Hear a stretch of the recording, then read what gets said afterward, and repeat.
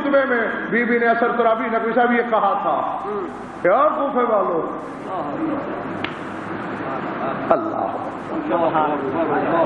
اللہ اکبر، ہم نے دانشتہ یہ ساری تکالیف برداشت کی.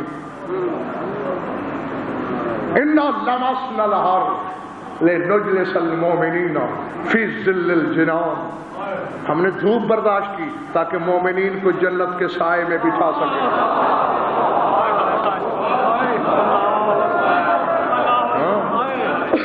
ہم نے بیٹے اس لیے دیے تاکہ بے اولاد مومنین کی جھولی بھر سکیں. یہ دونوں ماں بیٹی کی کریمی ہے اور ایک جیسی. ماں کی کریمی کی مثال ہے کوئی دنیا میں؟ یعنی شادی بطول کی، اور عین جب نکاح پڑھا جانے لگا کنیز نے آ کے بلایا رسول کو، بیٹی نے آپ کو یاد کیا ہے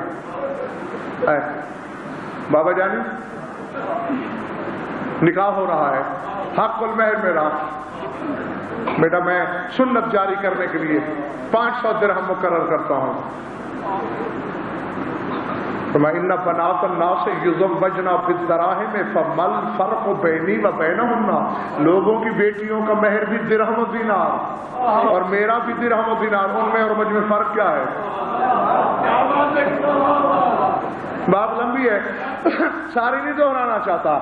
خمس سے شروع ہوا خدا، کائنات لکھ دی اور بطول راضی نہ ہوئی.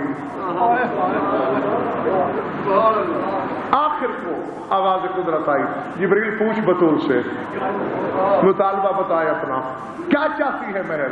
فرمائیے سارا واپس. وَاجْعَلْ فِي مَهْرِي الشَّفَاعَةَ لِمُذْنِبِ شِیَّتِی، مجھے تو گناہگار شیعوں کی شفاعت لکھ دے.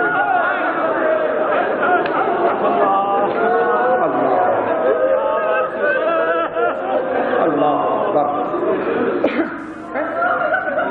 اس سے زیادہ وسعت کرم کی دلیل کیا ہوگی بھائی؟ آواز قدرت آئی، جو دیا وہ بھی تیرا، اور شفاعت کا ہم صرف وعدہ نہیں کر لے، ابھی تحریر لے لے.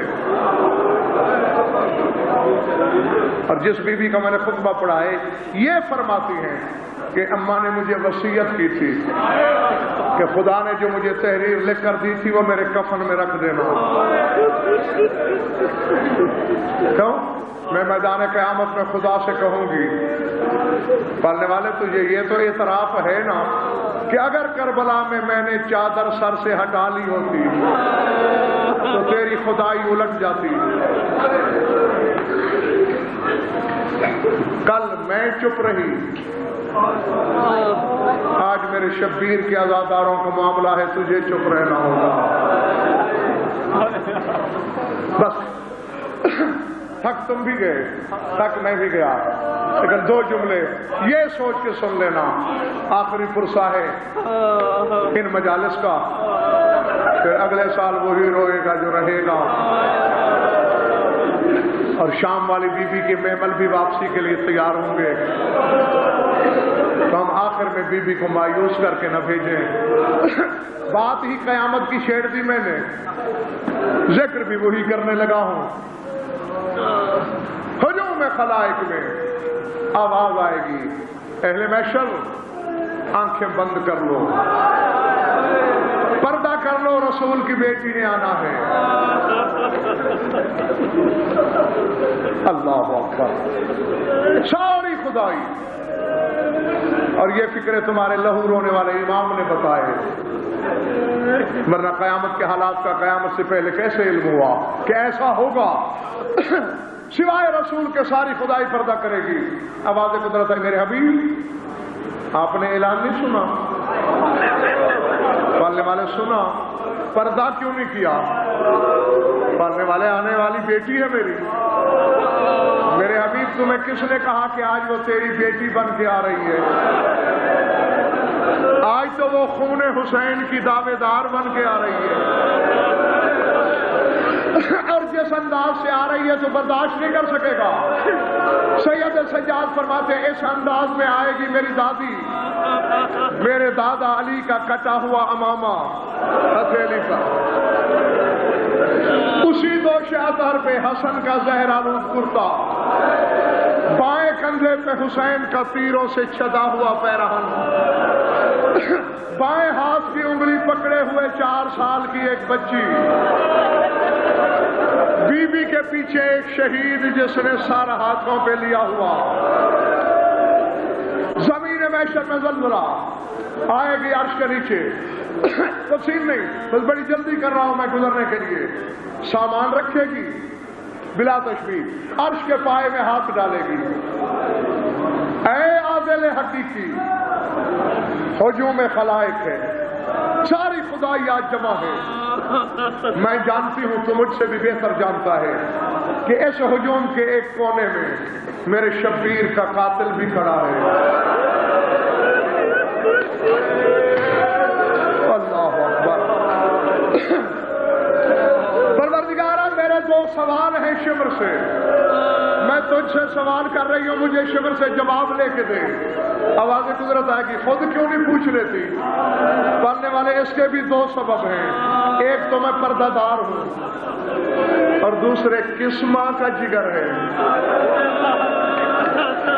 کس ماں کا کلیجہ ہے جو بیٹے کے قاتل سے گفتگو کرے؟ وہ تو میری زینب کا جگر تھا جو کربلا سے شام تک کبھی اکبر کے قاتل سے گفتگو، کبھی حسین کے قاتل سے گفتگو۔ ٹھیک ہے بطول، جس کے سینے میں پتھر نہیں گوشت ہے اس کے لیے ہے جملہ۔